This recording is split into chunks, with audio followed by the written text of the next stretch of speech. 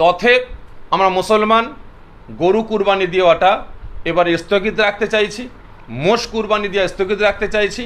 এবং তার সাথে সাথে আমি এটা অনুরোধ করব, আমি আমার দেশের সমস্ত মুসলিম উম্মার কাছে অনুরোধ করব, আজকে আমি আমার রাজ্য সহ আমি আমার সারা ভারতবর্ষের সমস্ত মুসলিম উম্মার কাছে আমি অনুরোধ করব, প্রত্যেকের কাছে জোরহাত করে বলবো, সারাটা জীবন আমরা কুরবানি দিয়ে এসেছি, কিন্তু এবছরটা আমি প্রত্যেকের কাছে জোরহাত করে বলবো, আপনারা টোটাল গরু কুরবানি দেওয়া বন্ধ করুন। শুধু গরু নয়, তার সাথে সাথে মোষটাকেও কুরবানি দেওয়া বন্ধ করুন। দেখেন, সব থেকে বড় জিনিস হচ্ছে বিজেপির আচরণটাই হলো এটা। আজকে ভারত স্বাধীন হওয়া থেকে নিয়ে আজ পর্যন্ত এই পশ্চিম বাংলায় কোনো দিন গরুকে কেন্দ্র করে হিন্দু মুসলমানের একতা, ঐক্য, ভ্রাতৃত্ব, ভালোবাসা নষ্ট হয়নি। কিন্তু যে 2014 সাল থেকে যখন বিজেপি সরকার দিল্লির মাসনাদে আসে, তারপর থেকে সারা ভারতবর্ষের বিভিন্ন রাজ্যে আমরা বিগত দিন দেখে আসছি, ইউপি থেকে নিয়ে, দিল্লি থেকে নিয়ে, মুম্বাই থেকে নিয়ে বিভিন্ন রাজ্যে তারা গোহত্যার, গোরক্ষকের নামে বিভিন্ন রাজ্যে তাণ্ডব চালিয়েছে। শত শত বাড়িগুলোকে তারা বুলডোজার দিয়ে গড়িয়ে দিয়েছে, কারণ গরুর বাড়িতে রেখেছিল বলে, গরুর গোস্ত রেখেছিল বলে। এবং সেই সমস্ত মা, বাপ, ভাই বোনেদের উপরে অত্যাচার, জুলুম করা হয়েছে এবং তাদেরকে হত্যা করা হয়েছে, শহীদ করা হয়েছে। এই 2026-এ যখন আমাদের পশ্চিমবাংলায় নতুন সরকার গঠন হয়, হওয়ার পরেই আমরা দেখতে পেলাম, কিছুদিন পরেই আমাদের কাছে আসছে আমাদের পবিত্র দিন ঈদুল আজহা। আমরা ওই দিনে আল্লাহ পাককে খুশি করার জন্য আমরা পশু কুরবানি করি। কিন্তু নতুন সরকার যখন আসলো, আমরা ভাবলাম যে আমার দেশে, আমার রাজ্যের যে আইন ব্যবস্থা থেকে নিয়ে প্রত্যেকটা জিনিসের সুন্দরভাবে, সুষ্ঠুভাবে আমার রাজ্য চলবে। কিন্তু আমরা এখন দেখতে পাচ্ছি যে এ সরকার আসার পরে একটা নতুন ফতোয়া জারি করলো কি মসজিদের সাউন্ড কমাতে হবে এবং তার সাথে সাথে কুরবানি বন্ধ করতে হবে। আর বিভিন্ন জায়গায়, বিভিন্ন জেলায় পশ্চিমবাংলার গরু ব্যবসায়ীরা এক হাট থেকে আর এক হাটে গরু নিয়ে যাচ্ছে, এক হাট থেকে গ্রামে গরু নিয়ে যাচ্ছে, তাদেরকে আটকে তাদের উপরে অত্যাচার, জুলুম, নির্যাতন করা হচ্ছে, মারধর করা হচ্ছে এবং গরুগুলোকে তারা ছেড়ে দিচ্ছে। আজ সবথেকে দুঃখ লাগছে এটাই যে আজ সে গোরক্ষক বাহিনী তারা কোথায়? আজকে হাজার হাজার মুসলমান ভাইদের উপরে নির্যাতন চালাচ্ছে, অসহায় গরিবদের উপরে নির্যাতন চালাচ্ছে। কেন? না আমরা গো হত্যা বন্ধ করব, গরু জবাই করতে আমরা দেবো না, গরু জবাই করতে আমরা দেবো না, গো হত্যা বন্ধ করব। আজকে আমরা দেখতে পাচ্ছি যে আমার রাজ্য সরকার, নতুন যে সরকার, তিনি মাসনাদে বসেছেন, বসার পরে তিনি কি বললেন? গরু খাওয়া কিন্তু বন্ধ করলেন না। তিনি বলছেন 14 বছরের পরে, 14 বছরের ঊর্ধ্বে আপনারা গরু কুরবানি দেন।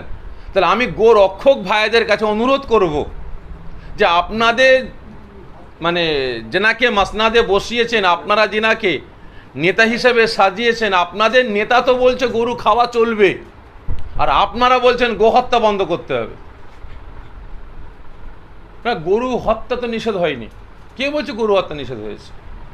আজকে আমরা দেখছি যে গোরক্ষক বাহিনী তারা রাস্তায় রাস্তায়, তারা মোড়ে মোড়ে বিভিন্ন গরু ব্যবসায়ীরা গরু নিয়ে যাচ্ছে, অসহায় মানুষ, গরিব মানুষ, তারা 5টা 10টা করে গরু নিয়ে যাবে, এক একটা গরু পিছু তারা 100, 200, 300 টাকা করে পাবে, তাদের সংসারটা চলবে।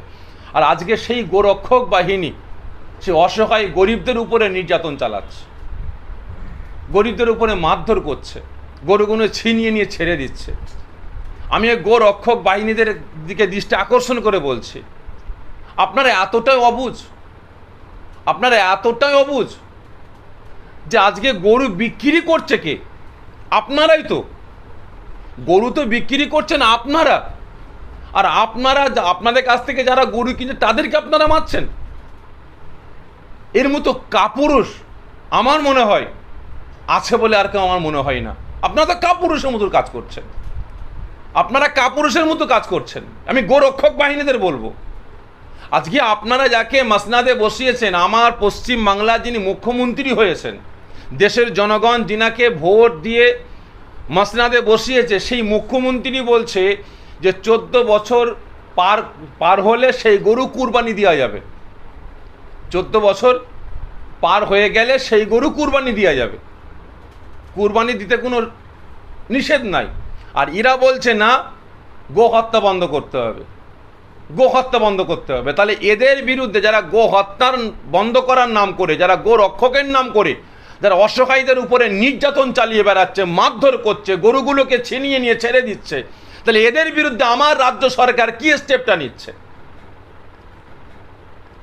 আজকে আমি আমার রাজ্য সহ আমি আমার সারা ভারতবর্ষের সমস্ত মুসলিম উম্মার কাছে আমি অনুরোধ করব, প্রত্যেকের কাছে জোরহাত করে বলবো, সারাটা জীবন আমরা কুরবানি দিয়ে এসেছি, কিন্তু এবছরটা আমি প্রত্যেকের কাছে জোরহাত করে বলবো, আপনারা টোটাল গরু কুরবানি দেওয়া বন্ধ করুন। শুধু গরু নয়, তার সাথে সাথে মোষটাকেও কুরবানি দেওয়া বন্ধ করুন। কারণ গরু দুধ দেয় বলে গরু মা হয়েছে, গরু তানাদের দেবতা, তিনাদের ভগবান। এবং গরুর দুধ যেমন উপকার, গরুর দুধ যেমন প্রত্যেকটা শ্রেণীর মানুষ যেমন বিভিন্ন কাজে ব্যবহার করে, ঠিক তেমন মোষের দুধটাও সে একই কাজে ব্যবহৃত হয়। তো অতএব আমরা মুসলমান, এবং আমি পিজা সাফেরি সিদ্দিকি প্রত্যেকটা মুসলমানের কাছে আমি অনুরোধ করব, গরু এবং মোষ আমরা এবছরে কুরবানি আমরা দেবো না। কোনো মানুষের কাছ থেকে, কোনো সম্প্রদায়ের কাছ থেকে আমরা গরু কিনবো না। আমরা কুরবানি দেবো, আমরা ছাগল দেবো, ভেড়া দেবো, দুম্বা দেবো, আমরা এগুলো কুরবানি দেবো। কারণ গরু মোষ এটা জবে করা, এই গোস্তগুলো খাওয়াটা ফরজও নয়, অজীবও নয়, মুস্তাহাবও নয়, সুন্নত না। তো অতএব আমরা গরুকে ছেড়ে দিই না। লাকুম দিনুকুম ওয়ালিয়া দিন, তোমার ধর্ম তোমার কাছে বড়, আমার ধর্ম আমার কাছে বড়। আমরা গরু খাচ্ছিলাম বলে এক শ্রেণীর মানুষ এই গরুকে কেন্দ্র করে হিন্দু মুসলমানের একতা, ঐক্য, ভ্রাতৃত্ব, ভালোবাসা আজকে ধ্বংস ধূলিসাৎ করে বেড়াচ্ছে। তো অতএব আমরা মুসলমান, আমরা মুসলিম সম্প্রদায়, আমরা মারামারি চাই না, আমরা দাঙ্গা চাই না, আমরা অশান্তি চাই না, আমরা শান্তি চাই, আমরা সম্প্রীতি চাই। এই শান্তি সম্প্রীতির দিকে লক্ষ্য করে আমরা টোটাল মুসলিম সম্প্রদায় আমরা আজ থেকে ওয়াদা করি যে আমরা টোটাল গরু আর মোষ খাওয়া আমরা বন্ধ করলাম।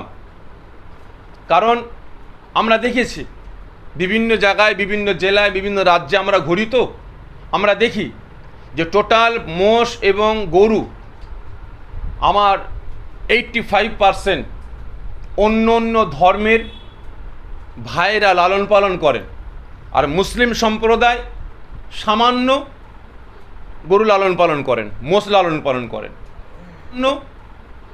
গরু লালন পালন করেন, মোষ লালন পালন করেন। তথে আমরা মুসলমান গরু কুরবানি দেওয়াটা এবার স্থগিত রাখতে চাইছি, মোষ কুরবানি দেওয়া স্থগিত রাখতে চাইছি।